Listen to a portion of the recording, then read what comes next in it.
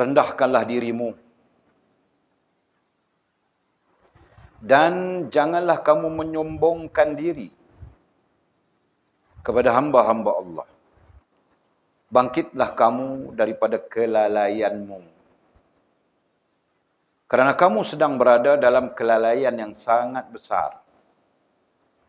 Bangkitlah seakan-akan kamu sedang dihisab, yakni diperhitungkan amal di hadapan Rabbul Jalil. Melintasi sirat dan melihat tempatmu di syurga.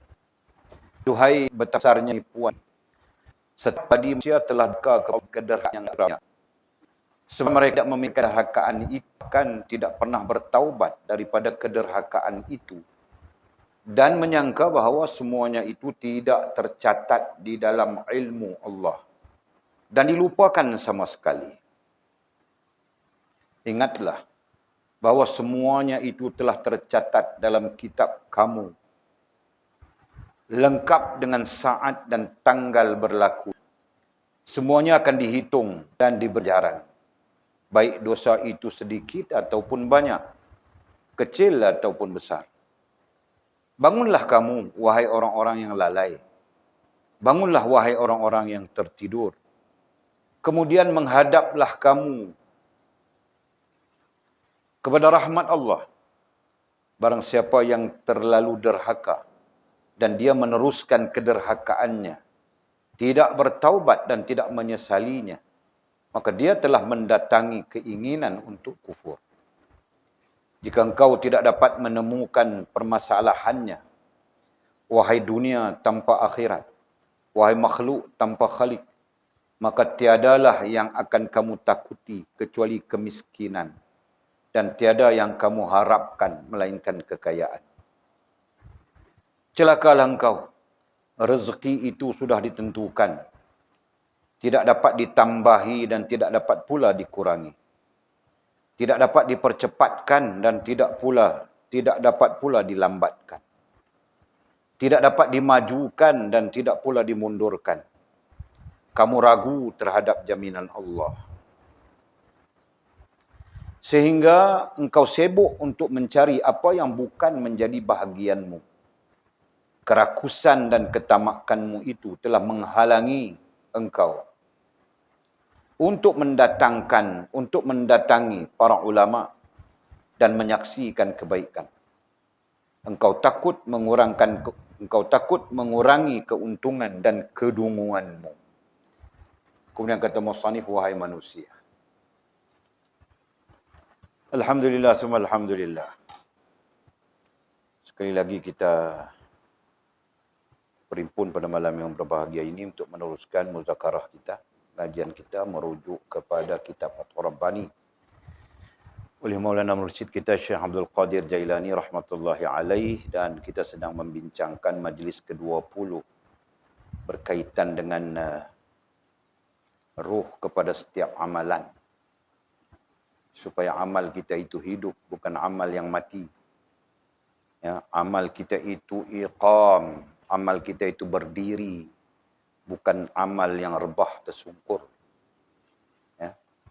Supaya amal kita itu amal yang berkembang, bukan amal yang semakin lama semakin mengucuk dan menghilang. Supaya amal kita itu menjadi saksi di hadapan Allah Subhanahu wa taala di hari akhirat kelak sebagai pembela, ya, sebagai pembela kepada kita yang melaksanakannya ketika hidup di dunia. Nah, semuanya memerlukan ruh. Semuanya memerlukan ruh kepada amal. Amal-amal yang kita sebutkan tadi perlu kepada ruh yang membangun dan menghidupkannya. Sekaligus seperti mana kita sebut, membawa kebaikan kepada kita, ya, untuk bertemu dengan Allah Subhanahu wa taala. Syukur alhamdulillah melalui syarahan yang ke-20 ini, melalui majlis yang ke-20 ini, Maulana Mursyid kita sedang mengajarkan kepada kita bagaimana untuk mewujudkan ruh kepada amal kita. Bagaimana supaya amal kita itu hidup dengan ruhnya. dan seterusnya berkembang sesuai dengan rohaninya bagi amal kita itu untuk berhubungan dengan Allah Subhanahu wa taala. Jadi berkaitan dengan topik kita itu, maka musannif rahimahullah taala sudah pun membincangkan kepada kita sejauh kita meneliti kitabnya. Kita sudah pun bertemu dengan isu-isu hal-hal yang berkaitan dengan khususnya bagaimana rohaniah kita untuk berkembang. Pertama, beliau memahamkan kepada kita tentang roh bagi amal yang kita sudah pun mendapat penjelasannya sedikit sebanyak, bahwa ikhlas itu adalah roh, ikhlas itu adalah nyawa, ikhlas itu adalah penghidup kepada amal kita, ikhlas itu adalah pengembang kepada amal kita. Nah, justru mencari dan membina keikhlasan dalam beramal itu adalah satu keperluan yang tidak boleh dinafikan. Syukur alhamdulillah melalui pengajian ini, melalui majlis ke-20 dalam kitab. Dalam kitab ini kita akan dibentangkan, ya, akan dipaparkan kepada kita supaya kita boleh memahami maklumat-maklumat yang boleh membawa kita untuk sampai kepada ikhlas itu. Dan mudah-mudahan dengan limpah rahmat Allah kita sampai seperti mana kita harapkan limpah rahmat Allah, kita harapkan keampunan Allah, dan kita harapkan Allah melimpahkan kepada kita ilmu. Amin ya rabbal alamin. Jadi pada malam ini kita sambung lagi kata musannif rahmatullahi alaih. Ghaib dan fana hanya terjadi di dalam hati. Ini berkaitan dengan orang yang memahami rohani dan orang yang memahami perkembangan rohani, serta orang yang memahami bahawa rohani itu adalah nyawa, adalah roh kepada amal. Seperti mana yang kita bincangkan sebelumnya. Ya. Jadi ada satu perkara besar terkait dengan rohani, terkait dengan roh. Ya, terkait dengan roh ataupun kemudian kita sebut terkait dengan rohaniah. Ada satu perkara besar namanya fana. Satu perkara besar yang disebut dengan fana. Apa itu fana? Dalam Futhul Ghaib kita belajar fana ialah merasakan tidak wujud kita, tidak ada wujud kita. Sehingga wujud pada hakikatnya ialah Allah Subhanahu wa taala. Itu kita belajar dalam Futhul Ghaib.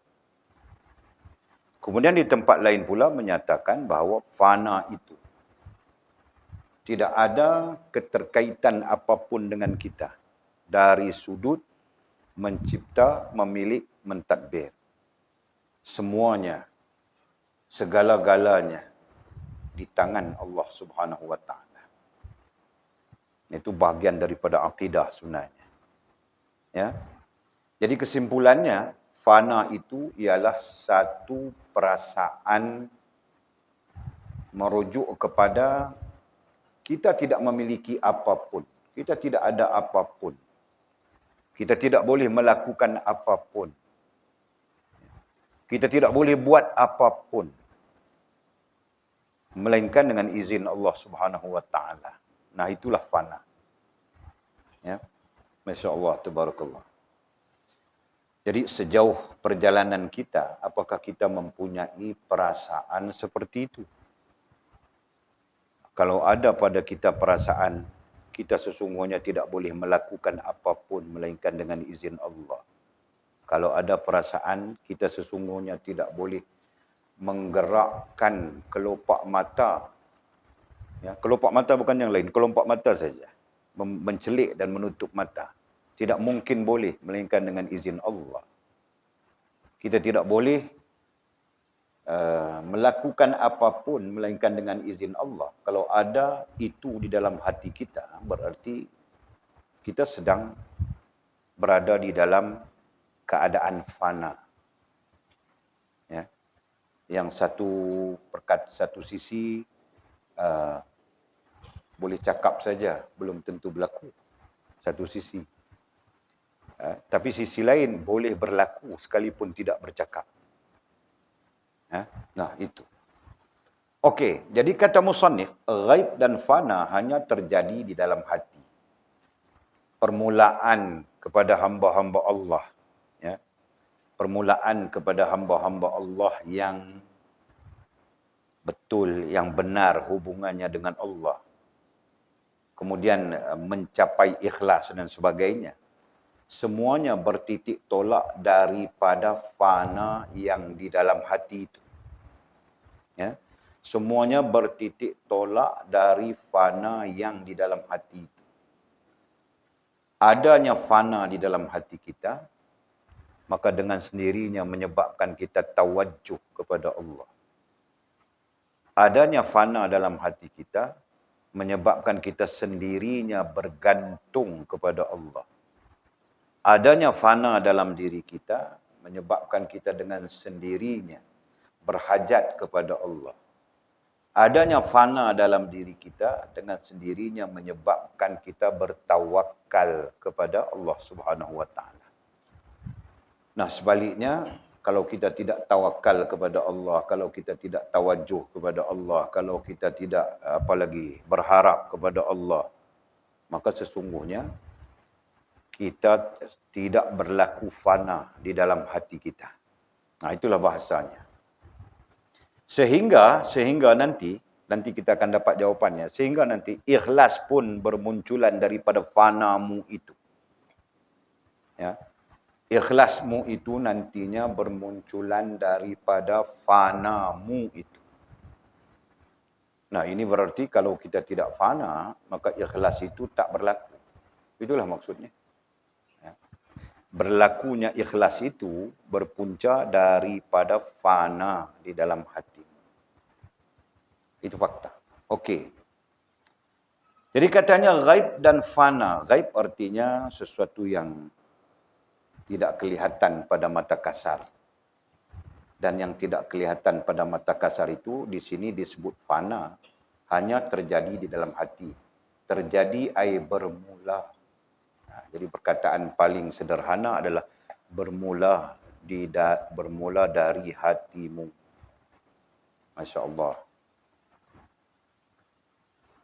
Sementara semua sir katanya. Sementara semua sir. Semua sir. Sir dengan makna rahsia. Sementara semua sir. Sir dengan makna rahsia. Apa rahsia? Sekurang-kurangnya kita diperkenalkan dengan dua rahsia kerohanian. Satu disebut sir alami. Rahsia alam. Dan yang kedua disebut dengan sir nafsi. Rahsia diri. Disebut rahsia kerana tidak semua orang memahaminya. Tidak semua orang mengetahuinya. Dan tidak semua orang mengambil bahagian untuk memikirkannya. Sebab itu disebut sir. Ya. Nanti dibantah oleh kelompok-kelompok lain pula. Kelompok-kelompok Wahabi khususnya mereka membantah. Mana ada sir-sir? Tidak ada sir. Liyuzhirahu ala dini kulli. Allah sudah menzahirkan seluruh agamanya. Mereka berhujah begitu. Ya. Allah sudah menzahirkan seluruh agama. Jadi tidak ada perkara yang sir. Sir-sir ini bid'ah. Sir-sir ini mengarut, kata mereka. Para ulama kita memberikan hujah. Sir merujuk kepada maknanya adalah rahsia. Rahsia itu merujuk kepada makna tidak semua orang mengetahuinya. Melainkan orang-orang yang mengambil ruang, peluang untuk mengetahuinya. Nah, sebab itu disebut sir. Ya. Bukan bermaksud Allah menyembunyikan sesuatu, bukan. Ya. Sesungguhnya Allah tidak menyembunyikan sesuatu. Bahkan Allah menunjukkan segala-galanya melalui lisan Nabi kita SAW. Hanya saja kita yang tidak faham. Justru kita tidak terlibat, justru kita tidak mengetahuinya, mempelajarinya dan sebagainya, maka kita tidak faham. Ya. Jadi apabila tidak semua orang faham, nah itulah disebut sebagai sir. Musannif mengungkapkan perkataan. Katanya sementara semua sir adalah dalam pandangan Allah. Adalah dalam ai mengenai. Ya, dalam ai mengenai pandangan ai terhadap Allah. Begitu ayatnya. Jadi semua sir. Kita sebut sekurang-kurangnya 2 sir. Sir alami, sir nafsi. Nah, itu membabitkan pandangan kita terhadap Allah Subhanahu wa taala. Contoh, Allah mentakdirkan dalam tubuh badan kita itu sir nafsi. Satu sistem yang begitu canggih, ya. Satu sistem yang begitu canggih dalam tubuh badan kita. Sistem apa? Digestif, sistem penghadaman. Nah, begitu canggihlah. Kita makanlah apa yang kita makan, macam-macam kita makan. Tapi dia tak keluar balik dah apa yang kita makan. Makan durian, dia tak keluar durian pun. Makan kambing, dia tak keluar kambing pun. Makan daging lembu, dia tak keluar lembu pun.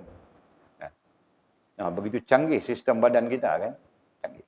Dia masuk, dia proses yang menjadi zat yang diperlukan oleh badan, diserap dan dihantar ke seluruh tubuh badan kita. Yang hempasnya dibuang menjadi berak, menjadi taik dan sebagainya. Nah, begitu canggih sistem badan kita. Masya Allah, tabarakallah. Nah, itu semua adalah sesuatu yang nantinya menghubungkan kita dengan Allah Subhanahu wa taala. Betul? Ya. Nah, itu kita belajar di dasar. Jadi, sistem badan kita. Apa lagi? Sistem apa?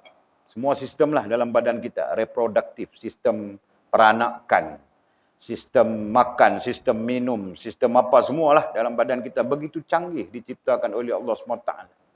Dan dia mempunyai rahsia. Rahsia apa? Rahsia yang boleh menghubungkan kita dengan Allah SWT. Bagi siapa? Bagi orang yang memikirkannya, bagi orang yang memahaminya. Tapi bagi orang yang tak fikir dan tak faham, bapa daripada sistem badan pun tak menghubungkan dia dengan Allah SWT. Ya kan?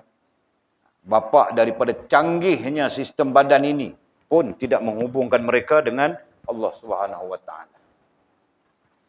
Nah, dalam masa yang sama kita ada sir alami, kita sebut sir alami. Ya. Sir ataupun rahsia semesta alam ini. Yang mana kita pun boleh menyaksikan dengan mata kasar kita sendiri, kadang hujan, kadang tak hujan. Siapa yang boleh mendatangkan hujan, mendatangkan panas, mendatangkan kemarau? Ya kan? Kadang datang musim pula, musim buah durian. Habis durian rambutan, habis rambutan petai misalnya. Datang musim-musim ini siapa yang boleh mengaturkan? Melainkan Allah Subhanahu wa taala. Jadi ini disebut sir alami. Bagi orang yang memikirkan, maka mereka akan melihat rahsia daripada alam yang menghubungkan mereka dengan Allah Subhanahu wa taala. Nah, bagi orang memikirkanlah, bagi orang yang tak fikir, bapa daripada alam ni pun tak menghubungkan mereka dengan Allah, betul kan? Berapa ramai orang yang melihat siang, perselisihan malam dan siang itu Allah sebut dalam Al-Quran. Ya. Wakhtilafil laili wan nahar. Perselisihan malam dan siang itu tanda kebesaran Allah. Bagi orang yang memikir, orang yang berfikir. Perselisihan malam dengan siang itu boleh memperlihatkan kebesaran Allah SWT. Tapi berapa banyak orang yang berfikir sehingga mereka melihat tukar siang kepada malam, tukar malam kepada siang itu tanda kebesaran Allah SWT. Nah, semuanya terkait dengan orang yang mau berfikir, mau mempelajarinya, menganalisanya, berfikir tentangnya dan nampak mereka ya kebesaran Allah Subhanahu wa taala. Nah, ini pun terkait dengan fana. Ya, terkait dengan fana yang kita sebutkan awal tadi. Okey. Maka kita sebut sementara semua sir adalah dalam pandangan Allah, ikut dhabit kita tadi. Semua sir adalah apa tadi? Menghubungkan kita dengan Allah Subhanahu wa taala. Betul kan? Nah, semua sir itu menghubungkan kita dengan Allah. Apapun. Menghubungkan kita bermaksud menghubungkan orang-orang yang memikirkan urusannya dengan Allah. Itulah maksudnya. Kalau ada fikir urusan kita dengan Allah, kita akan terhubung. Tapi kalau tak ada fikir, tak akan terhubung sampai bila-bila. di mana pun mereka berada, apapun kedudukan mereka. Kalau tidak pernah memikirkan urusan kita dengan Allah, urusan kita dengan agama, maka tidak akan terhubunglah selama-lamanya. Faham tak, Mak? Jadi terhubung itu bila kita memikirkan. Begitu. Nah, ini bercakap tentang apa tadi? Kita bercakap tentang kata kuncinya tadi, fana. Ya, supaya kita sampai kepada fana. Paling rendah fana adalah sedar diri. Kita tidak memiliki apapun. Nah, itu kesimpulan daripada yang Walid cakap tadi. Ya. Paling rendah fana itu ialah sedar diri kita bahawa kita tidak memiliki, tidak mempunyai apapun. Nah, ini berarti kalau kita sedar kita tidak ada apapun, tidak memiliki apapun, semuanya milik Allah, hak Allah, dalam ketentuan Allah dan sebagainya, maka itulah fana. Dan fana itu adalah asas penting kepada kita mencapai ikhlas yang kita sebutkan. Ya. Asas penting untuk kita mencapai keikhlasan, mencapai ikhlas yang nantinya akan menyebabkan lillahi rabbil alamin. Apapun yang kita lakukan, apapun yang kita buat, ya, lillahi rabbil alamin, kerana Allah Subhanahu wa taala. Dan itulah keikhlasan, ya. Okey. Kemudian katanya iaitu ketika musyahadah dan muhadasah. Ketika mana dia menghubungkan kita dengan Allah Subhanahu wa taala yang kita sebutkan tadi? Sir alami, sir nafsi itu menghubungkan kita dengan Allah Subhanahu wa taala ketika mana? Maka jawabnya iaitu ketika musyahadah. Nah, semua kita dah belajar musyahadah itu apa? Semester 4, semester 5 semua dah tak faham dah musyahadah itu apa. Musyahadah itu apa, Bang Musi? Jangan. Walid tetap akan tanya daripada awal Walid cakap. Tetap Walid akan tanya. Jadi setiap istilah yang keluar, setiap perkara yang ditahkikkan, ya, Walid akan tanya. Musyahadah apa?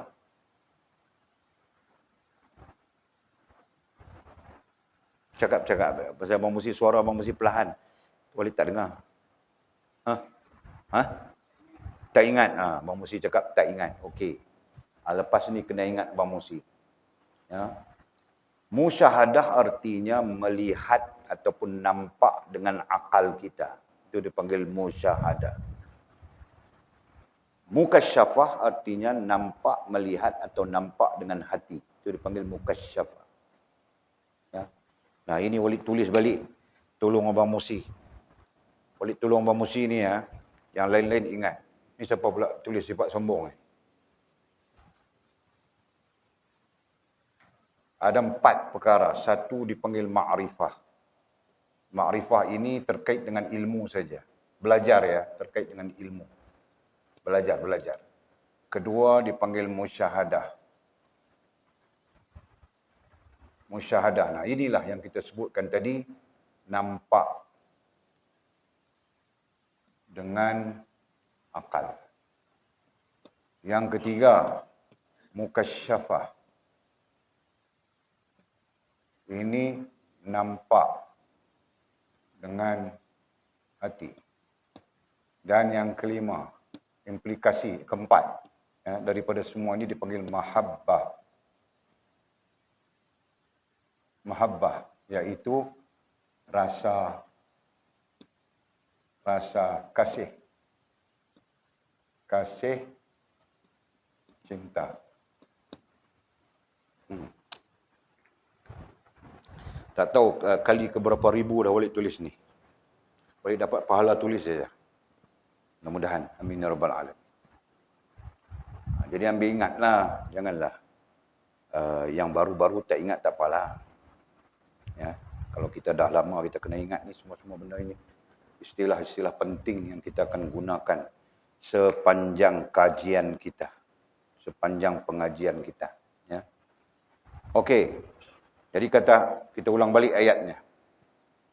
Sementara semua sir ada dalam pandangan terhadap Allah Subhanahu Wa Taala. Pandangan kita terhadap Allah yang menghubungkan kita dengan Allah Subhanahu Wa Taala. Melalui apa? Iaitu ketika musyahadah. Ketika akal kita celik. Ketika akal kita hidup. Kita sedang belajar itu hari, akal kita hidup. Kemudian akal kita hidup. Dan kemudian nampak. Hati kita hidup, kemudian nampak. Kita belajar begitu.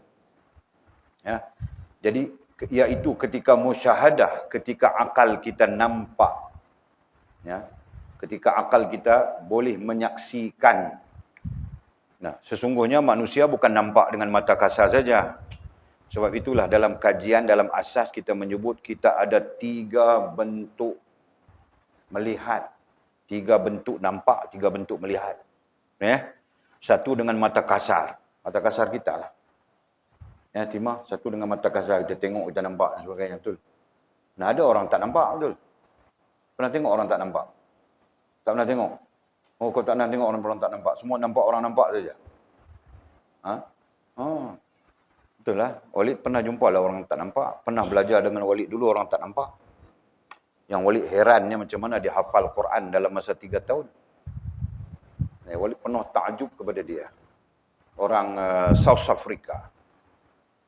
Dalam masa 3 tahun dia menghafal Al-Quran. Ada lagi orang buta banyak lagi. Tapi 6 tahun, 7 tahun, 8 tahun untuk menghafal Quran. Tapi beliau ini, orang South Africa ini, 3 tahun saja. Dalam masa 3 tahun, beliau menghafal Al-Quran. Itu sangat-sangat Walid rasa takjub kepada dia. Sewaktu Walid berada di sana belajar, dia sama-sama dengan Walid belajar daurah hadis. Belajar Sahih Bukhari, Sahih Muslim. Nah, begitu. Jadi Masya Allah, matanya buta tak nampak, tapi hatinya sangat celik. Akalnya sangat terang, sangat jelas, sangat celik.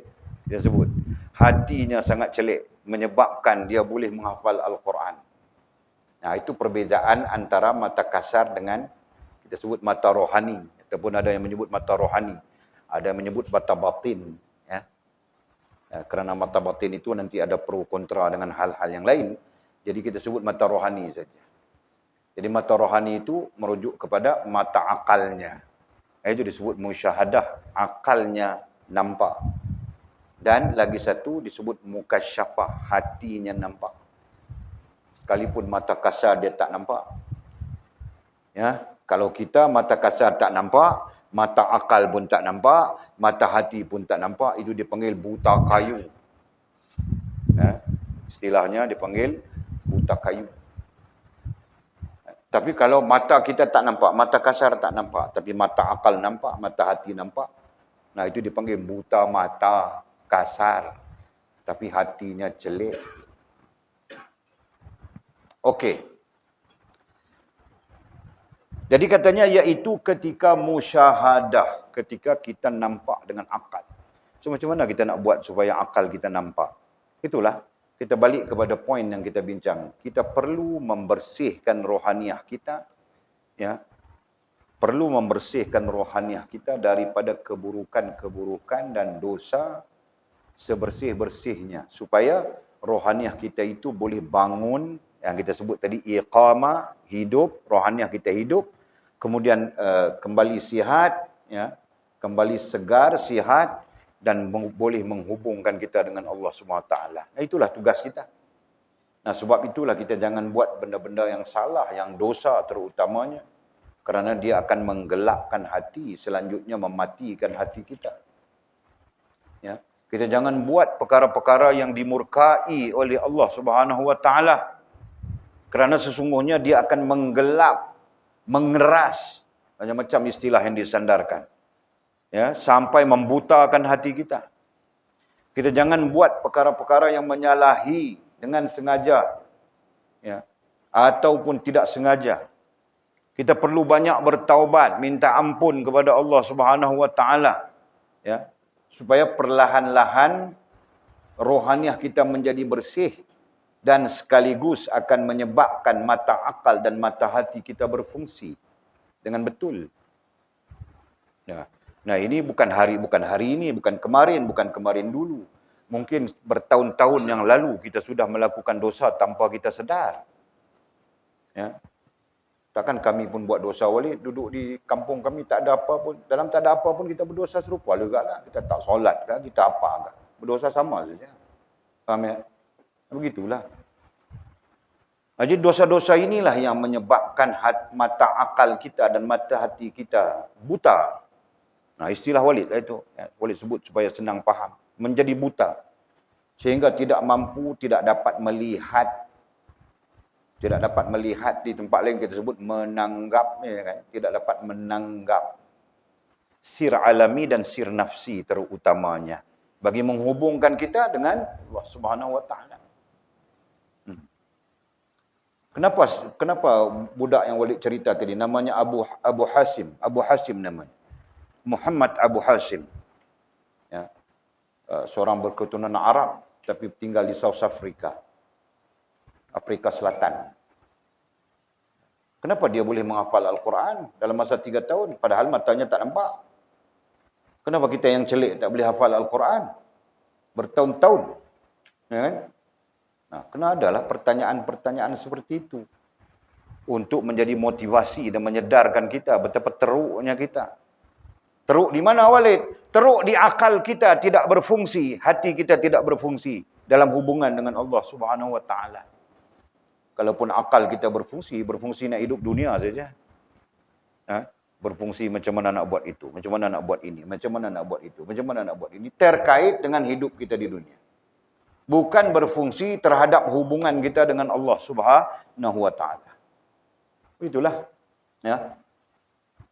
Jadi, macam mana kita nak buat supaya kita kembali musyahadah, dengan maksud kembali, akal kita kembali. Nampak dengan akal mana? Di bawah itu, nampak. Kembali boleh melihat. Melihat dan menanggap sir-sir yang kita sebutkan itu. Sir alaminya, sir nafsinya, dan menghubungkan kita dengan Allah SWT. Macam mana kita nak buat? Jadi persoalan itu balik kepada apa yang telah kita bincangkan sepanjang perbincangan kita sampai di sini. Sama saja. Kita mesti bertindak, bertaubat, minta ampun kepada Allah. Ya, dan membersihkan rohani kita daripada sifat-sifat yang buruk dan sebagainya. Ya, dan perlahan-lahan mendidik rohani kita supaya bersimpuh di hadarat Allah. Supaya berhubung dengan Allah SWT dan sebagainya. Nah, itulah. Ya, untuk apa? Untuk kembali musyahadah. Nah, musannif menyebut yang paling asas lah musyahadah. Selepas ilmu. Selepas ilmu, ya, selepas ma'rifah. Itu terkait dengan ilmu. Nah, dia sebut musyahadah. Itu paling asas. Supaya akal kita itu nampak kebesaran Allah, keagungan Allah. Bahkan kita sepatutnya rasa takut, ya. Sampai sekarang kita belum tahu, belum dapat merasakan kebesaran. Rasa pun tidak, apalagi nampak. Ya. Rasa kebesaran, keagungan Allah SWT itu pun tidak. Kita cuma sebut dengan mulut kita saja, Allah Maha Besar, Allah Maha Agung, Allah Maha, Allah Maha, Allah Maha, Allah Maha. Tetapi pada hakikatnya kita tidak nampak pun. Sebut boleh, rasa pun tidak, apalagi nampak. Nah, ini sepatutnya hal-hal yang membimbangkan kita. Kita perlu rasa bimbang. Kalau Walid peribadi, ya Walid sangat bimbang. Walid bukan saja tentang rasa, Walid fikir kenapa khusyuk dalam sembahyang tak. Sampai sekarang umur 56, sembahyang masih lagi tak rasa nak khusyuk. Sembahyang boleh fikir macam-macam. Contohlah, itu contoh. Semua orang boleh berfikir dengan hal yang paling sederhana Walid cakap. Dalam solat itulah kita fikir macam-macam. Dalam solat itulah kita jumpa macam-macam. Jumpa boyfriend pun dalam solat. Ya. Jumpa awek pun dalam solat. Macam-macam. Kenapa begitu? Ya kan? Sedangkan kita sepatutnya orang-orang yang sudah merasakan apa yang namanya khusyuk dalam solat. Ya. Minggu lepas kita belajar tentang minggu lepas kita belajar tentang tengok ini minggu lepas lah, betul lah kan? Minggu lepas kita belajar tentang bagaimana perkembangan rohani. Walid mendasarkan, memberi dasar mudah. Sepatutnya umur kita 15 tahun, rohaniah kita 30 tahun. Itu dasar mudah. Nah, musannif pun memberikan, katanya apa?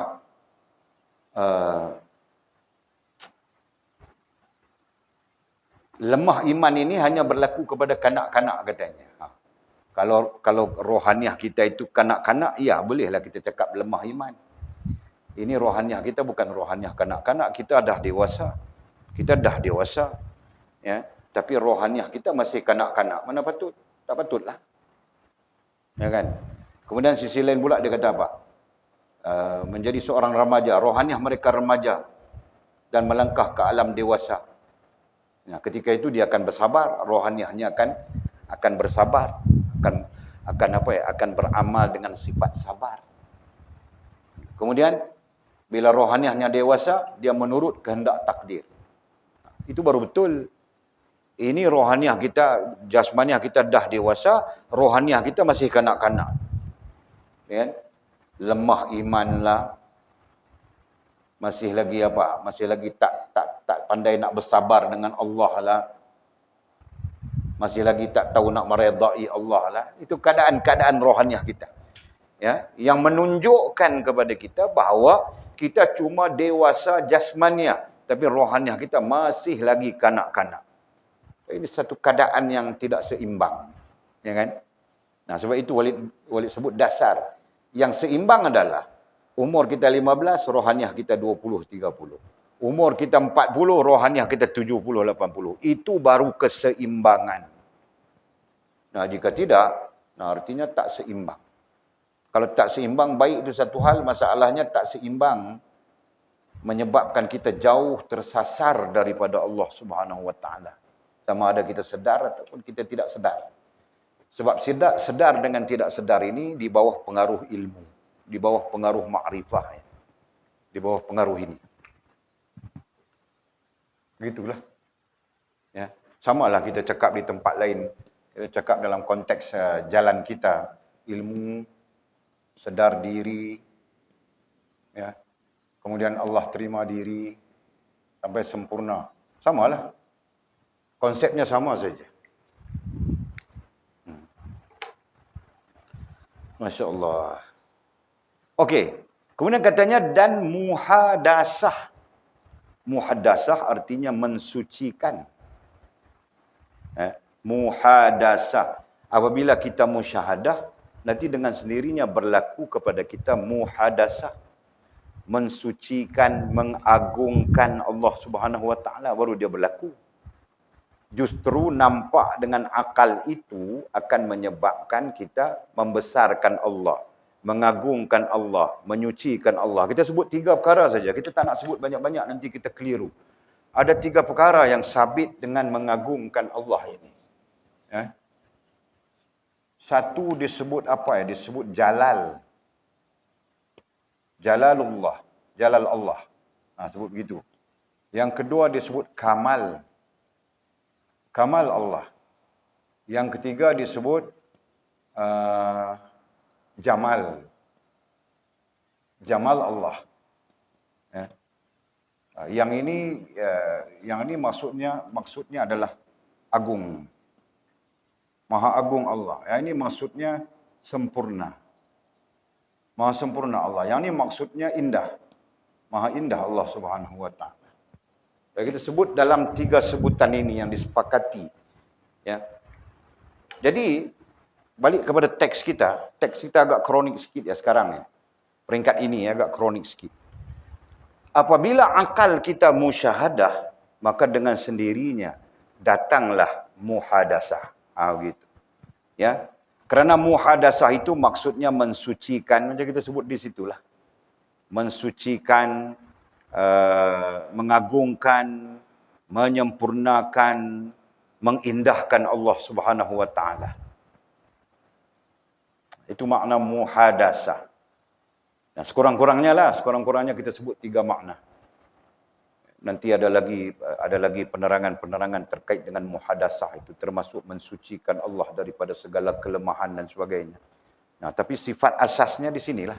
Inilah sifat asasnya. Ya, kita sebut Allah Maha Sempurna. Maha suci Allah daripada kekurangan. Sempurna lawannya kekurangan. Begitulah. Ya kan? Maha agung Allah SWT. Kan? Maha indah Allah SWT, maha agung Allah SWT, dengan maksud lawannya adalah lemah dan sebagainya. Itulah. Okey. Jadi ulang lagi sekali ya. Apabila akal kita musyahadah, kita nampak ya. Akal kita musyahadah nampak dengan akal kita hak Allah SWT yang kita sebut jalal, kamal, jamal itu, dengan sendirinya wujud muhadasah. Dengan sendirinya wujud mengagungkan Allah SWT. Jadi maksudnya mengagungkan Allah yang datang daripada musyahadah itu benar. Ya. Menyempurnakan Allah dengan sebab musyahadah itu benar. Mengindahkan Allah dengan sebab musyahadah itu benar. Itu betul. Tapi kalau tidak dengan sebab musyahadah tapi nampak menyempurnakan, boleh jadi betul, boleh jadi tidak. Ya, boleh faham ya? Nah, boleh jadi saja kita betul, boleh jadi saja kita tidak. Sebab kita mengungkapkan Allah Maha Agung dalam keadaan kita tidak melihat keagungannya dengan akal kita. Nanti turun ke hati kita pula. Kita tidak melihat keagungan Allah dengan akal dan hati kita. Kita cuma mengungkapkan. Boleh jadi ungkapan kita itu benar, sesuai dengan kita. Dan boleh jadi ungkapan kita itu menyalahi, tak benar pun. Kan? Tak ubah seperti Allah sebut dalam Quran, yaqulu nabi al-sinatihim, mereka berkata dengan lidah mereka, laisa fi qulubihim, tapi tidak ada di hati mereka. Nah, itu alamatul munafiq, alamat orang-orang munafik antaranya. Ya. Nah, jadi kita dalam konteks kerohanian kita bercakap ini, kita perlu sedar perkara ini. Okey, selesai. Kemudian katanya, atau ketika ia dapat dilihat dan diamat-amati, ataupun ketika ia rohaniah dengan jasmaniah kita, merujuk kepada sir tadi ya, merujuk kepada sir nafsi, sir alami itu, dapat dilihat dan diamat-amati.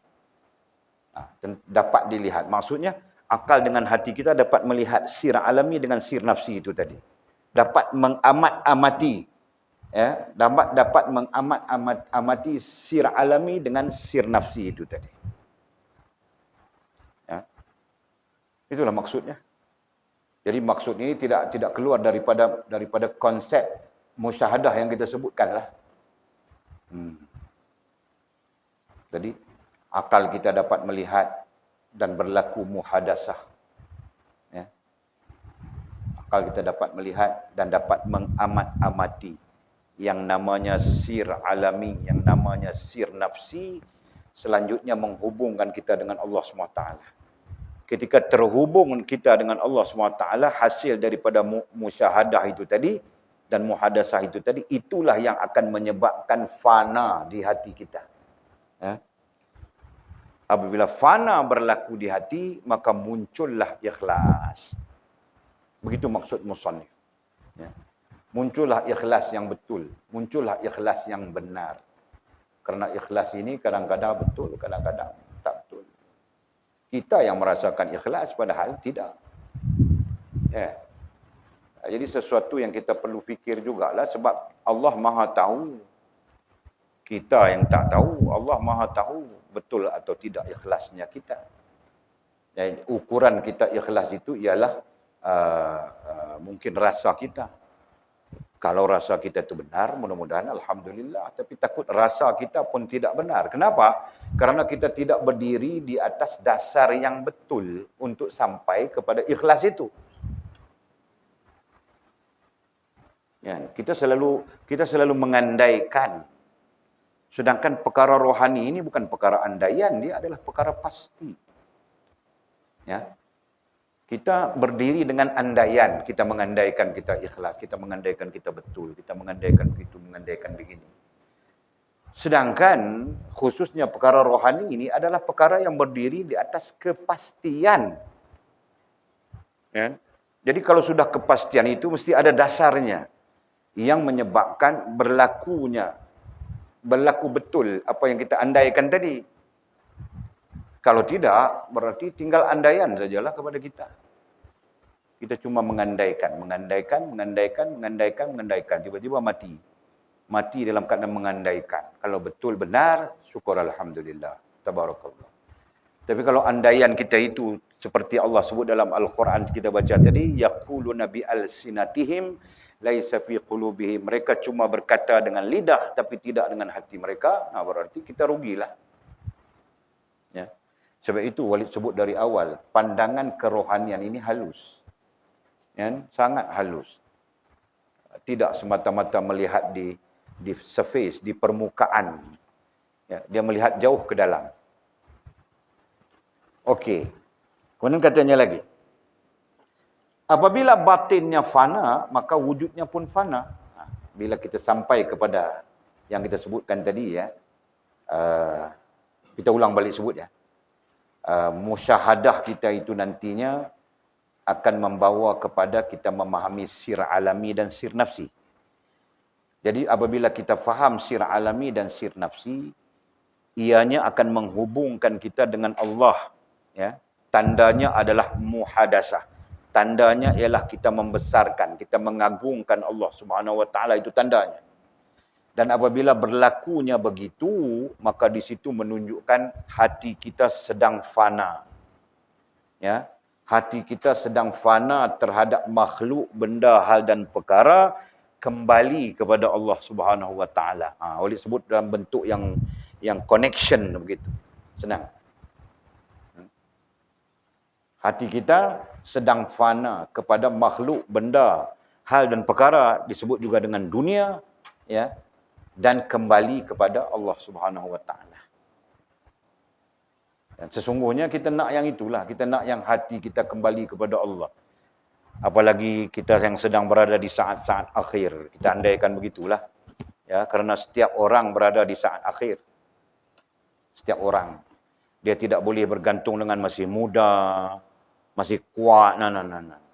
Kita dah belajar dah tentang mengingati mati daripada kitab kita yang kita khatam, apa? Penawar bagi hati sebagai contohlah.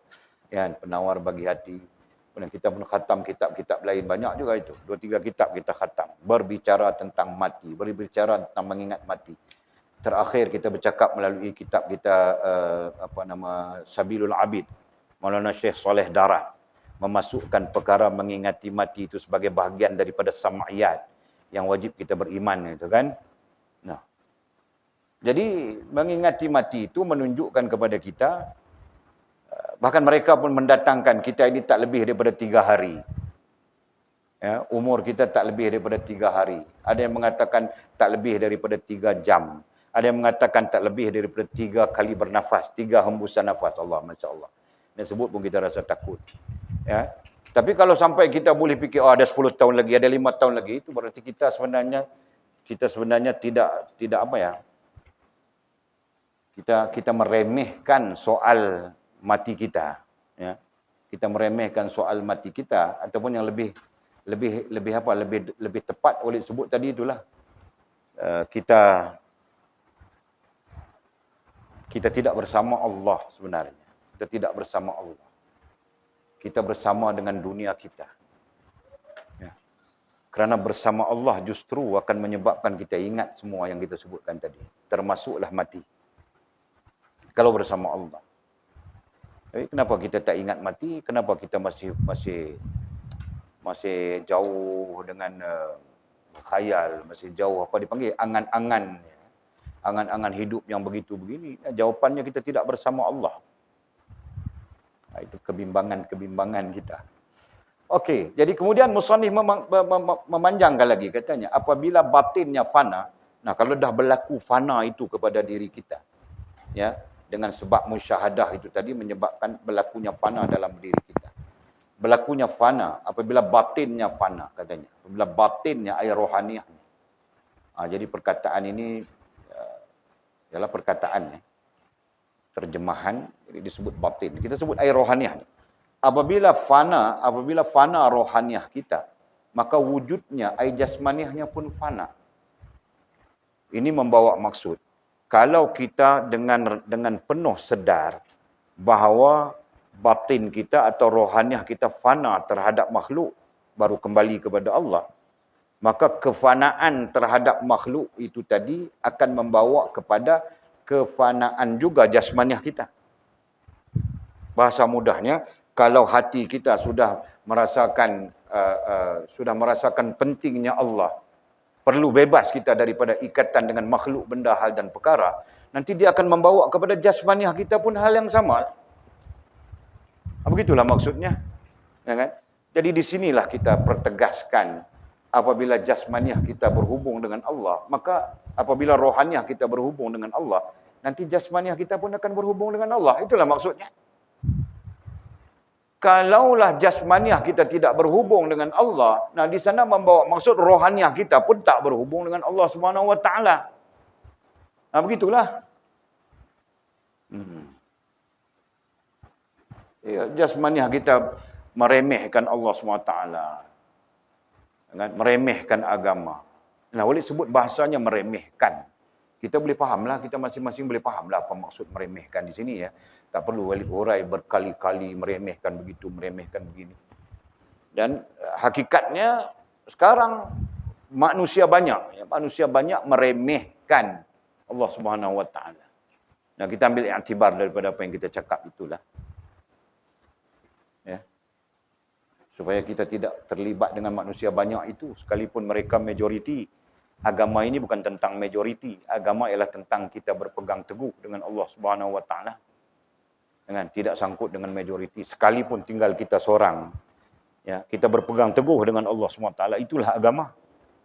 Ya kan? Jadi bukan tentang majoriti. Oh, semua orang tak peduli kepada agama, kita pun nak ikut tak peduli kepada agama. Nah, itu keburukan. Ya. Masya-Allah. Jadi jelas, Musani menyebutnya jelas. Ya, kalau baik, kalau rohaniah kita tu berhubung dengan Allah, fana terhadap dunia, ya kan? Bukan bermaksud kita meninggalkan dunia, bukan. Ya. Tetapi maksudnya ialah kita berhubung dengan Allah, sehingga apa saja keterlibatan kita dengan hal dunia kita akan menghubungkan kita dengan Allah. Itu maksudnya. Jangan kita salah faham pula nanti kita kena tinggal dunia dan sebagainya. Nabi tak pernah ajar kita macam itu pun. Ya. Tapi yang Nabi ajar kita, sedar tak sedar, jangan dunia itu mengikat menambat hati kita. Ya kan? Yang mengikat menambat hati kita terutamanya Allah, keduanya agama, itu baru betul.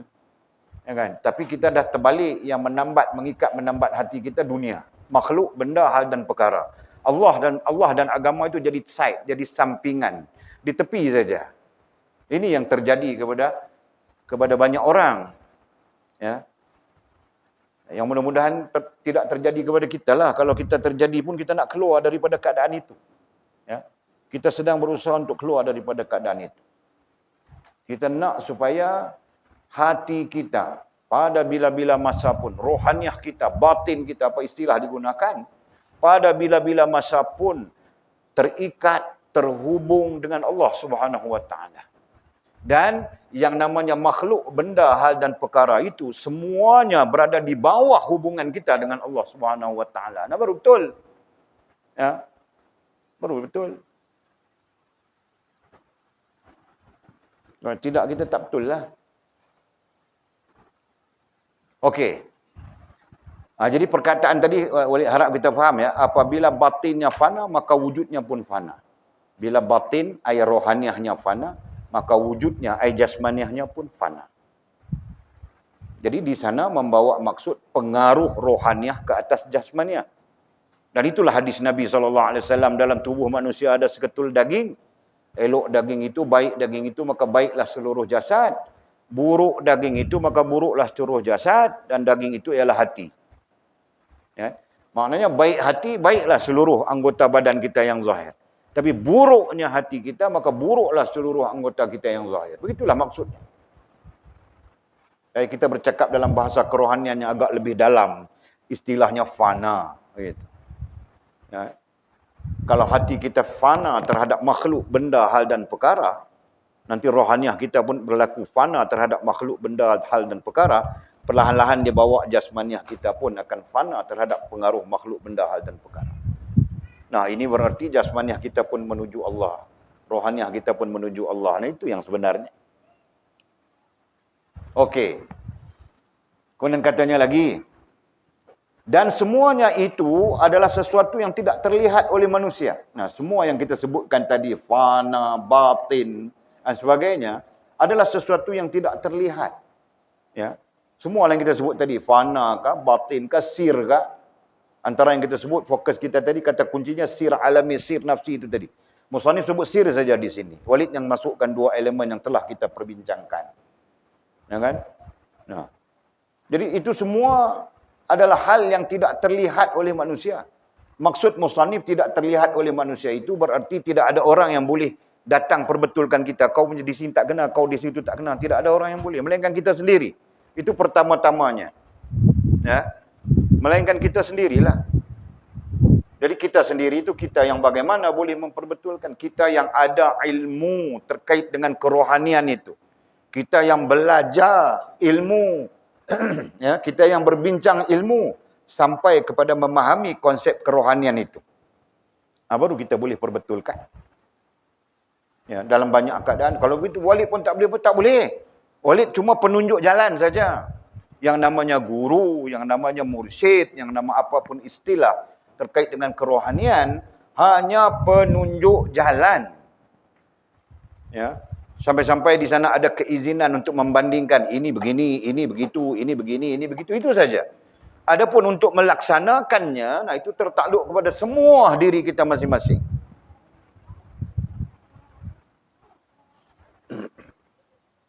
Masya Allah. Fahamlah, balik fahamlah itu benda itu. Dan balik Arab kita pun faham. Jadi semuanya itu adalah suatu yang tidak terlihat oleh manusia.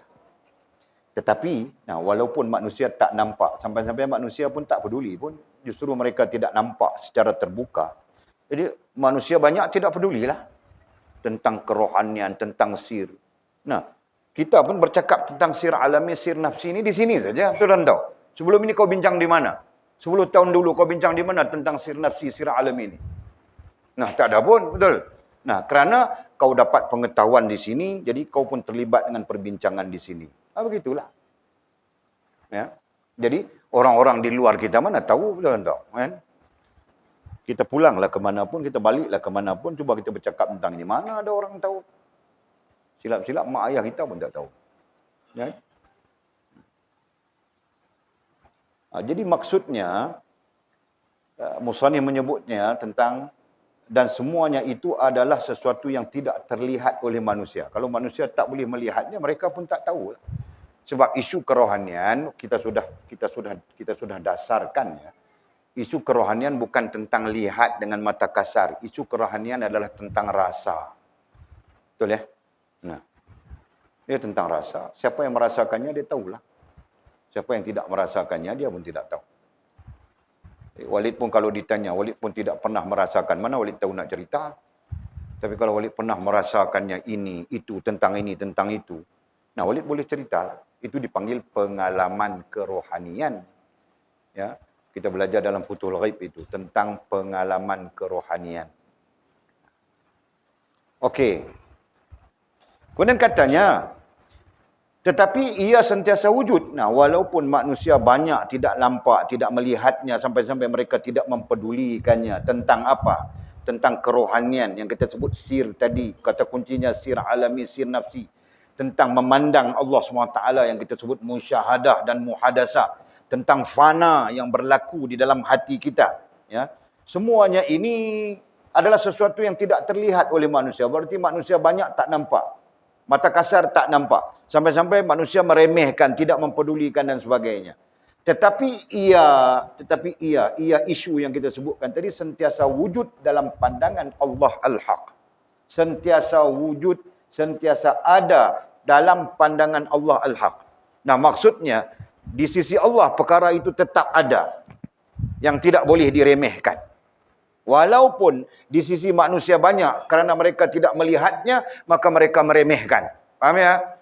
Di sisi manusia banyak, mereka tidak nampak dengan mata kasar, mereka meremehkan tentang kerohanian, tentang fana, tentang sir alami, sir nafsi, tentang musyahadah dengan akal, tentang lantas lagi mukasyafah dengan hati, tentang fananya hati supaya munculnya ikhlas. Jadi manusia tak nampak perkara itu dan mereka pun kebanyakannya tidak peduli. Ha, kita kata, manusia tidak peduli pun, mereka meremehkan pun, mereka tidak peduli pun.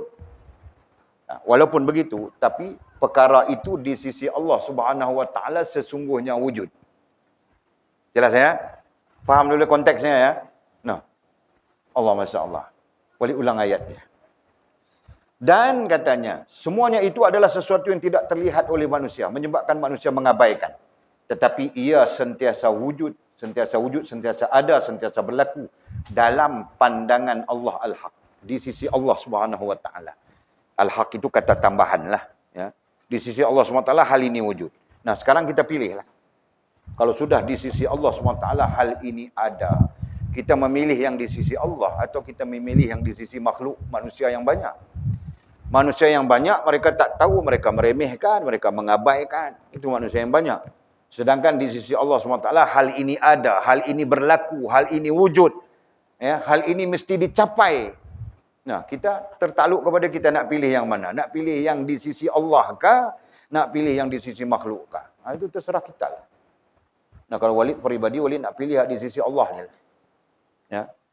Walid nak sampailah kepada apa yang disebutkan tadi itu, pananya, menanggap sir alami, sir nafsinya, musyahadah akalnya, muhaddasah yang hasil daripada musyahadah. Walid nak semua ini secara peribadi. Ya kan? Dan Walid yakinlah semua orang-orang yang memahami kerohanian akan nak kepada perkara ini. Maka apabila kita nak kepada hal ini, perkara ini, kita kena kembali menerima Allah Subhanahu Wa Taala itu tadi. Ya. Kita kena kembali menerima dan berpegang dengan Allah Subhanahu Wa Taala dan belajarlah untuk mengabaikan makhluk, benda, hal dan perkara. Ya. Maksud mengabaikan di situ maksudnya tidak, supaya mereka tidak menambat hati kita. Supaya mereka tidak menambat rohaniah kita. Nah, itu saja, ya. Kemudian katanya, ia terhapus dan lebur di sana. Kemudian apabila Allah menghendaki, maka dia akan membangkitkannya. Ia apa? Ia hati yang fana tadi kita sebut. Balik kepada poin asas. Ia ai hati yang fana. Hati kita yang fana itu terhapus dan lebur di sana. Telah terhapus dan lebur di sana.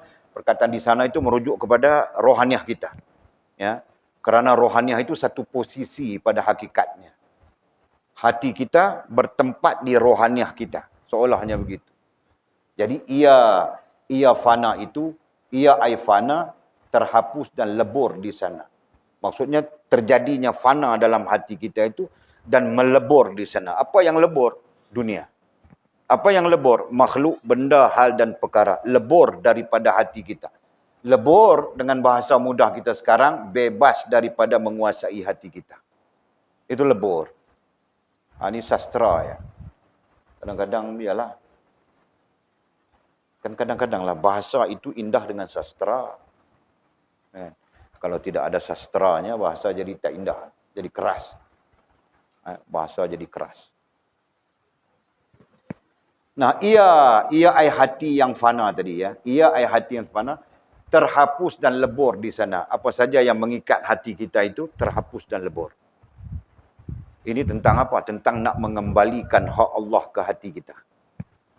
Ya. Kalau kita catatkan ya supaya kita lebih faham. Walid suka catat-catat supaya Walid pun boleh faham, boleh ingat.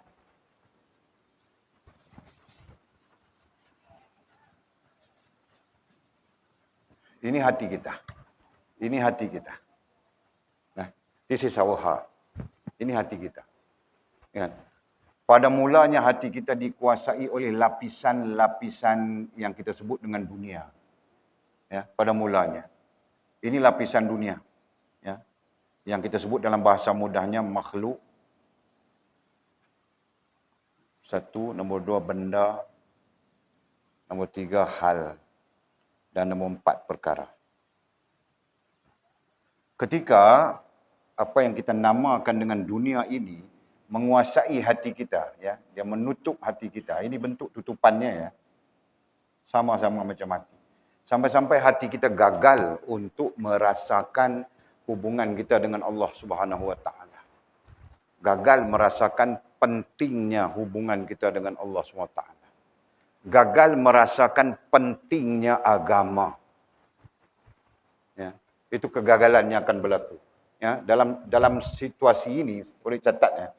Dalam situasi ini ya, situasi kita sebut dunia menguasai hati kita ya, situasi ini ya, kita gagal merasakan apa?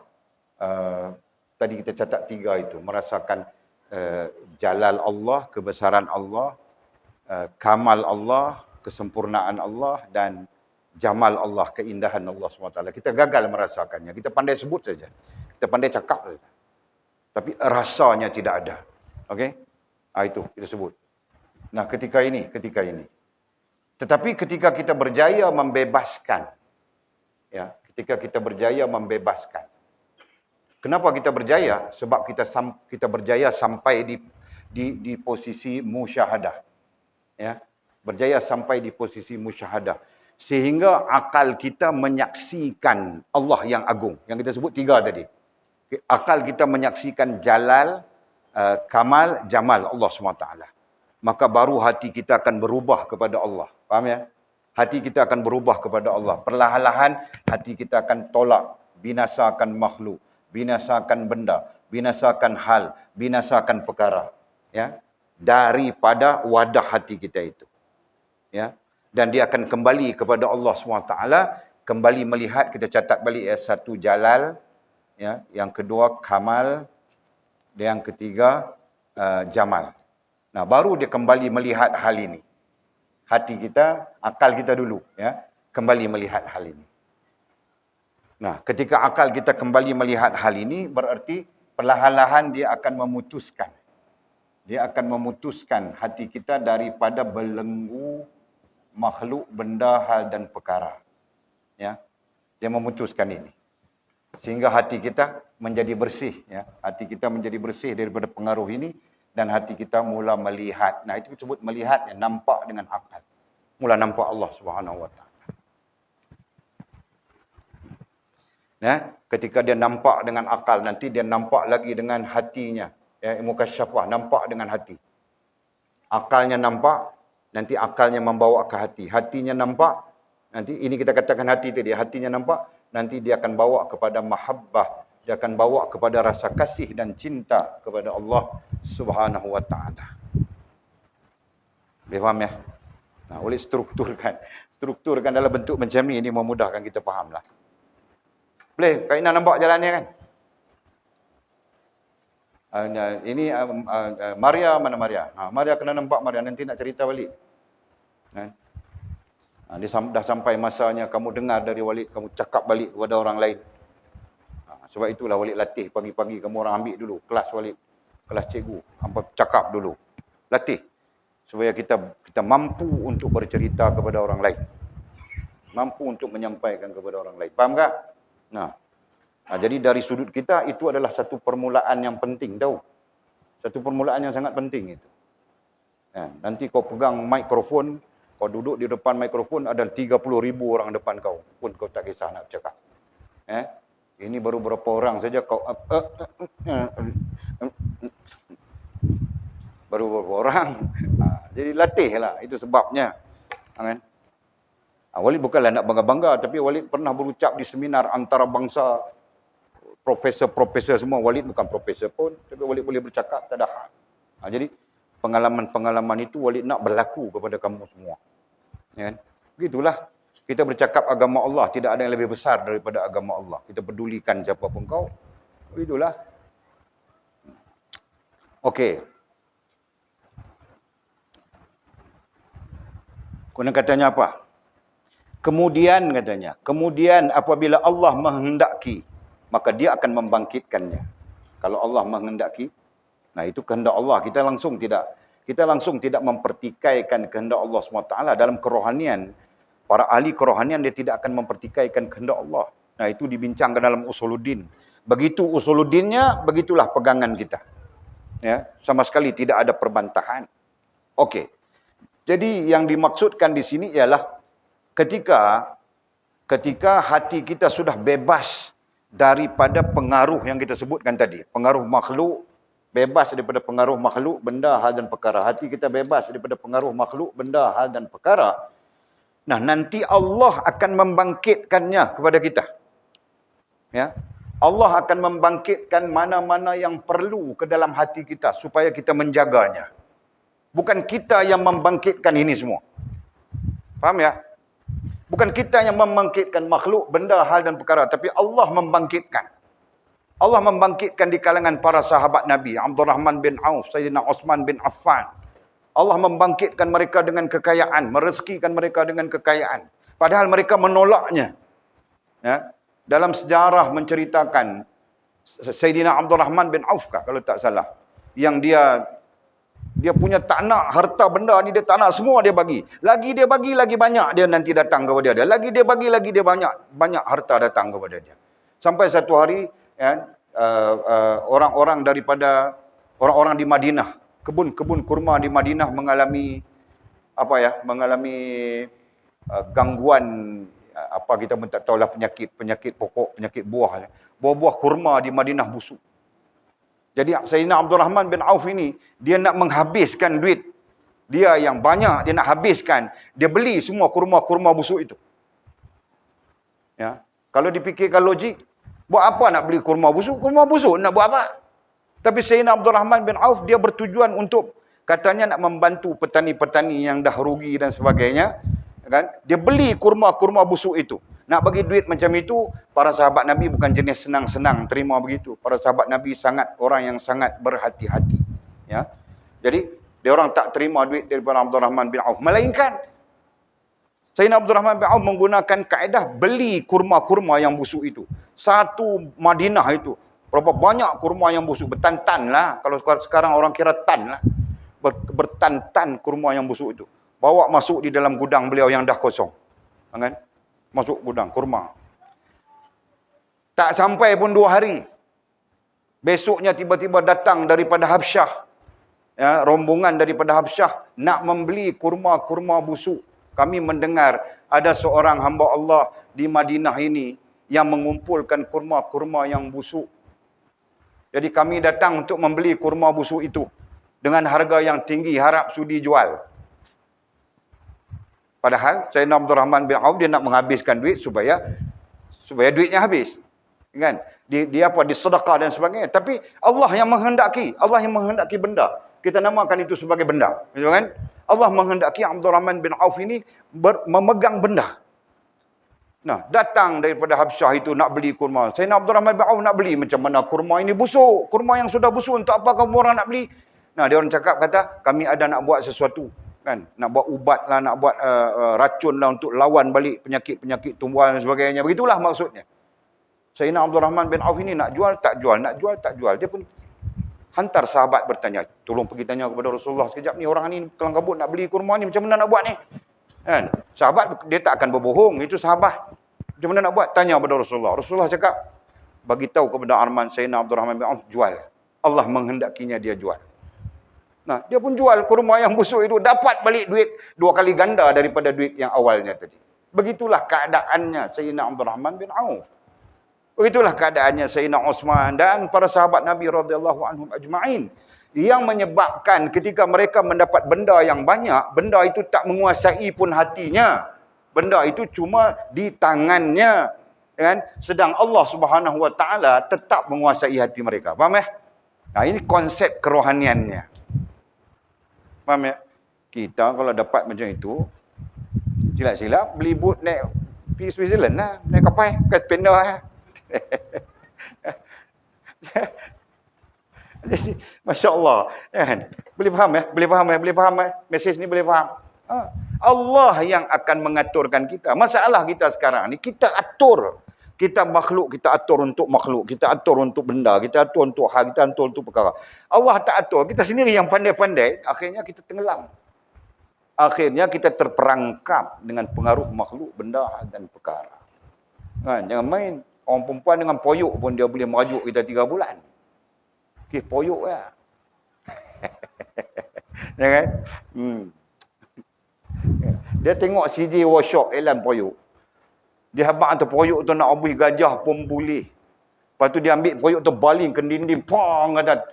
Poyok tu mai pum duk jatuh atas dapur balik. Dia kata, "Oi, bagus poyok ni." Dia duk nampak tu pejam mata nampak poyok tu. Sampai-sampai dia mengigau, "Abang, poyok tu elok oh." Dalam duk tidur aja mengigau. Contohlah ni contoh. Kan? Pengaruh tu dia lebih kuat, dia pengaruh tu. Allah, masya-Allah. Okey. Kemudian katanya apa? Itu maksud tu. Kemudian apabila Allah menghendaki, maka dia akan membangkitkan. Sebab itu tugas kita mudah aja dalam konteks kerohanian. Hapuskan pengaruh makhluk ke atas hati kita. Tinggal kebesaran Allah dan keagungannya. Nanti benda tu Allah bagi mai kita. Baik namanya makhluk, baik namanya benda, baik namanya hal, baik namanya perkara, Allah akan bagi kat kita, Allah akan hantar kita. Nanti di bawah dia kritik kita, kita yang sebenarnya tak yakin. Nanti dia kritik kita. Okey, terus. Kemudian katanya, apabila dia berkehendak untuk mengembalikannya, maka ia akan kembalikannya. Apabila Allah berkehendak untuk mengembalikannya, Allah akan kembalikan. Macam kes balik cerita tadi lah sebagai teladan kepada kes Sayyidina Abdul Rahman bin Auf ini tadilah. Dia bagi. Tapi ketika Allah menghendaki dia pemegang harta, pemegang benda tu balik kat dia juga. Sampai-sampai Abdul Rahman bin Auf ni, takkan seorang sahabat Nabi dia tak pengaruh dengan hadis Nabi. Dalam riwayat mengatakan, ketika Nabi SAW menyebut di hari akhirat kelak, orang-orang miskin akan dahulu memasuki syurga. Orang-orang miskin akan terlebih dahulu dihisab dan dimasukkan ke dalam syurga. Takkan Abdul Rahman bin Auf tak terpengaruh dengan hadis Nabi ni? Seluruh sahabat mereka terpengaruh dengan hadis ni. Alamak, kalau itu aku dah banyak tu yang kata, yang diriwayatkan kemudiannya Sayyidina Osman mewakafkan seluruh harta dia tu. Sayyidina Osman bin Affan radhiyallahu taala anhu sampai sekarang harta wakaf Sayyidina Osman tu masih ada. Dengan balik-balik daripada nak dengar Nabi sebut hak tu ya, di akhirat esok, di akhirat esok Allah utamakan orang miskin. Allah utamakan orang fakir, kan? Nabi sebutlah hadis. Sampai-sampai Nabi pun berdoa, ya Allah, hidupkanlah aku di kalangan orang miskin, bangkitkanlah aku di kalangan orang miskin. Ada hadis tu kan? Nabi SAW sebut. Nabi SAW sebut begitu. Para sahabat ni balik-balik lepas tu mana ada. Abdul Rahman, Sayyidina Osman kata, tanah tu, kebun kurma tu bagi kepada kebun kurma. Sayyidina Osman ada 7 kebun kurma di sekitar Madinah tu. Semua luas-luas tu. Semua tu dia bagi ke wakaf itu kepada Masjid Nabawi. Sampai sekarang wakaf itu berada di bawah Masjid Nabawi, gitu kan? Salah satu tu yang ada telaga dalam tu. Sapi lah. Semua bagi semua. Sahabat-sahabat semua, apa sampai Sayyidina Abu Bakar, apa lagi ada? Allah dan Rasul yang kata cukup lah. Termasuklah Sayyidina Osman pun. Tapi Allah menghendaki, dah setelah hang bebas hati, hang langsung tak terikat dengan makhluk, benda, hal dan perkara ini, kemudian Allah menghendaki, Allah membangkitkan balik benda tu. Nah, masuk, ambil hang. Jangan masuk hati hang saja. Maka mereka pun ambil benda tu dan menguruskan sesuai dengan perintah Allah Subhanahu Wa Taala. Itu je. Allah, ya Allah. Pelajaran yang besar pada kita lah sesungguhnya kan. Mungkinlah zaman kita macam lain. Zaman macam lain pun, jangan benda, makhluk, benda, hal dan perkara tu mempengaruhi kita. Itu saja yang menjadi masalah kita. Zaman satu hal. Tapi benda ni, makhluk, benda, hal dan perkara ni mempengaruhi kita. Jangan buat melawak main. Jangan. Jadi kita ni kadang-kadang nak cakap pun jadi serba salah. Lagi salah pula. Contoh macam mana? Macam mana makhluk mempengaruhi? Untuk saya cakap lagi. Kalau boleh cakap lagi, boleh keluar ayat. Bila keluar ayat, ada orang sakit hati. Bila sakit hati, tak syok kan? Bagi dia faham sikit-sikit sudah. Potong, potong, nah. Okey. Majlis fatwa kata potong, saya cakap. Okey. Selesai. Apabila dia ai Allah SWT. Apabila dia ai Allah ya. Apabila dia ai Allah berkehendak untuk mengembalikannya. Apa mengembalikan apa? Mengembalikan apa yang kita keluarkan daripada menguasai, mempengaruhi hati kita itu tadi. Ya, apabila Allah menghendaki, maka akan dikembalikannya. Allah sendiri akan kembalikan. Dia akan menghimpunkan semua yang bertaburan. Bahkan, ini tahqiqnya. Bahkan dia ai Allah ya. Akan menghimpunkan semua yang bertaburan. Apa saja yang bertaburan tadi? Maklumlah kita tinggal. Kita tinggal daripada hati kita makhluk. kita tinggal makhluk, kita tinggal benda, kita tinggal hal, kita tinggal perkara. Kita kembali kepada Allah Subhanahu Wa Taala. Hati kita kembali kepada Allah Subhanahu Wa Taala. Berarti yang kita tinggal itu seolah-olahnya bertaburan. Faham ya? Yang kita tinggal itu seolah-olahnya berselerakkan. Seolah-olah. Jadi katanya Allah akan menghimpunkan semua yang bertaburan. Allah akan menghimpunkan balik kepada kita semua yang bertaburan itu. Sebagaimana dia akan mengumpulkan jasad manusia itu kelak di hari kiamat. Macam mana? Sebagaimana Allah menghimpunkan jasad kita yang bertaburan di sana sini di hari kiamat kelak. Ini tahqiq saja. Ini tahqiq saja. Nah, abang kata Allah boleh buat. Mudah aja bagi Allah Subhanahu Wa Taala. Begitu. Setelah semua jasad itu terputus-putus dan bercerai-berai. Walaupun jasad kita tu terputus, kaki di sini maklumlah kan. Kaki di sebelah di sini, jasad kita, badan kita di Saudi, Arab Saudi, tangan kita ada di UK, di mana-mana pun nanti di hari akhirat Allah akan mengumpulkan semua menjadi satu. Ya, terimpun semua. Begitulah kebesaran Allah SWT sebagai majas untuk memberitahu kita tak payah pun pada Allah untuk nak mengembalikan apa yang kita lepaskan daripada hati kita itu. Masya Allah. Kemudian katanya, kemudian memerintahkan kepada Israfil untuk meniupkan roh semula ke dalamnya. Masih lagi terkait dengan jasad kita tadi. Kemudian Allah perintahkan Israfil, tiup roh, hidup balik. Mudah aja bagi Allah SWT. Kalau sampai menghimpunkan tulang belulang kita yang berselerakkan, itu mudah bagi Allah. Kalau sampai menghidupkan kita balik, itu mudah bagi Allah. Ya kan? Apalah payah sangat Allah Ta'ala nak ambil hak kita tinggal daripada hati kita tadi itu, hak nama makhluk, benda, hal dan perkara itu, untuk bagi balik kat kita. Apalah payah sangat benda tu. Begitulah maksud musannif. Tinggal lagi kita saja yang tak yakin. Kita tak yakin dengan Allah. Bukan tak yakin dengan keadaan itu. Sebenarnya kita tak yakin dengan Allah. Jadi dari sudut kerohaniannya, kalau tak yakin dengan Allah adalah sesuatu yang sangat tak betul. Dan sangat berbahaya. Ya, nah Walid boleh habis satu ni lagi. Katanya, semua ini dalam pandangan manusia. Semua ini dalam pandangan manusia yang kita sebut tadi lah. Apa maksud pandangan manusia? Bukan nampak pun. Manusia tak nampak pun. Yang duk cerita gedegam tadi ni, manusia tak nampak. Maksud manusia di situ ialah orang banyak. Orang banyak tak nampak. Jangan kita termasuk orang banyak yang tak nampak itu. Kita sepatutnya jadi orang yang nampak. Semua ini adalah dalam pandangan manusia. Manusia mana? Manusia yang banyak. Maksudnya manusia banyak tak nampak. Memang tak nampak. Bila dia tak nampak, tidak kelihatan katanya, maka diremehkan. Kan? Bila tidak kelihatan, kemudian lagi satu tak belajar, tak mencari tahu. Itu poin utamanya. Sebab kita kait dengan ilmu. Tak mencari tahu, akhirnya tak pernah tahu pun. Tak pernah tahu pun adanya kerohanian yang kita kena bina, tak pernah tahu pun. Kan? Sejak buka kita mai pondok, kita datang pondok kita ni barulah tahu, kerohanian. Ada daripada ni kerohanian, kena bina, kena bersihkan. Baru tahulah, betul lah Ina? Sebelum ni mana tahu betul? Jadi, bermakna kata, keutamaannya itu adalah ilmu itulah.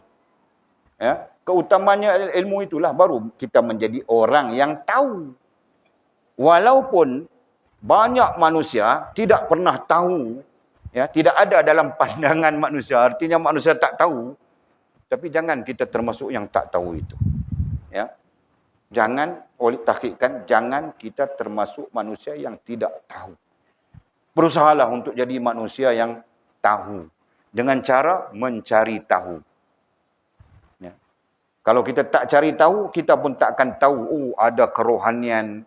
Kerohanian itu mempengaruhi jasmaniah kita. Betul rohaniah, betul lah jasmaniah. Kita akan hanyut dalam keadaan yang mungkin saja kita tersesat. Ya, mudah-mudahan Allah memaafkan kita ya, kalau kita ada kesilapan yang lalu. Okey, kemudian katanya, pada hakikatnya mereka dapat tercipta tanpa pengentara. Musannif mentahqiqkan. Jadi kalau manusia itu tahu, yang tidak tahu itu ramai. Tapi kalau yang tahu, jadi mereka akan tahu hakikatnya.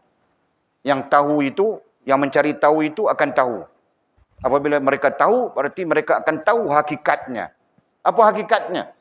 Hakikatnya mereka dapat tercipta tanpa melalui pengantara. Hakikatnya kita boleh terwujud, boleh berlaku, boleh tercipta tanpa pengantara apapun. Nah, itu gambaran maha kuasa Allah Subhanahu Wa Taala. Dia panggil apa tadi? Dia panggil istilahnya muhadasah itu.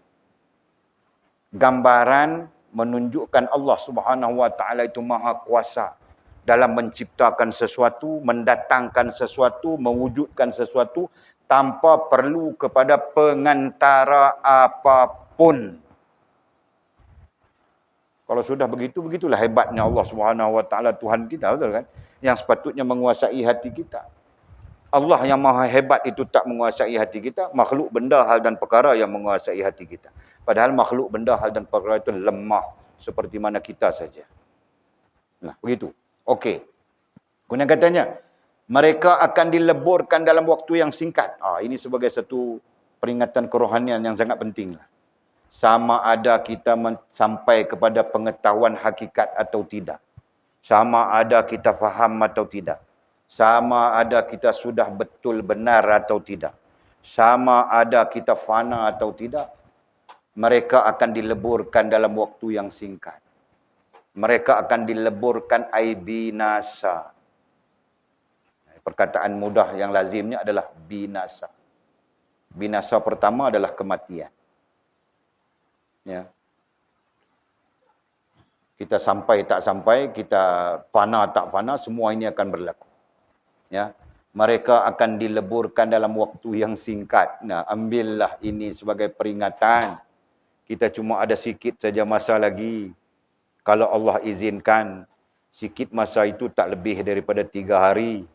Sikit masa itu tak lebih daripada 3 jam. Nah, ini Walid pakai apa yang telah kita bincangkan di Sabilul Abidnya. Sikit masa itu tak lebih daripada 3 hembusan nafas. Allah, kalau sudah begitu berarti dekat sangat. Ya. Masa itu sangat dekat, masa itu sangat singkat. Tapi kita masih lagi entah di mana. Allah, la haula wala quwwata illa billah. Ya. Kita masih lagi entah di mana. Maksud Walid, posisi kerohanian kita itu nak letak di mana? Nak letak di darjat apa? Nak letak di makam apa? Ya. Kalau sudah sampai yang menguasai hati kita itu adalah makhluk, benda, hal dan perkara, bukan Allah SWT. Jadi posisi makam apa kita?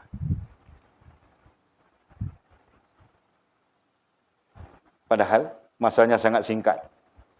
Kemudian katanya apa? Dan dalam waktu yang singkat juga mereka akan dikembalikan. Allah, la haula wala quwwata illa billah. Dalam waktu yang singkat samalah. Bukan panjang pun. Kalau 5 tahun bukan panjang pun. Kalau 5 tahun. Kalau 10 tahun pun bukan panjang. Walid sedar-sedar, tua saja. Kan? Semalam masih rasa muda, hari ini baru rasa tua. Nah. Semalam rasa muda lagi. Hari ini, malam ini baru rasa tua. Lemak tua. Nah, dengar nasihat-nasihat musannif rasa tua. Lemak. Rasa dekat dengan mati. Syukurlah sebab dapat dengar nasihat, dapat dengar pelajaran, dapat dengar ilmu. Ya. Kalau tua nak mati, masih lagi kelang kabut ke mengurut di sempadan sana, masalah lagi itu. Allah, ya Allah. Ya Rabbi, ya Allah ampunkanlah dosa kami. Ya. Nah, ini peringatan. Jadi balik kepada poin tadi, kita sampai fana ke, tak sampai fana ke, hati kita musyahadah ke, tak musyahadah ke, kita muhadasah ke, tak muhadasah ke, ya, batin kita sempurna ke, tak sempurna ke, kita tetap akan dileburkan oleh Allah, dibinasakan oleh Allah. Kemudian ya, dalam waktu yang singkat juga kita akan kembali ke hadarat Allah SWT. Daripada Allah kita datang, kepada Allah kita kembali. Itu hakikatnya. Nah, jadi andaian kita kembali dalam keadaan kita yang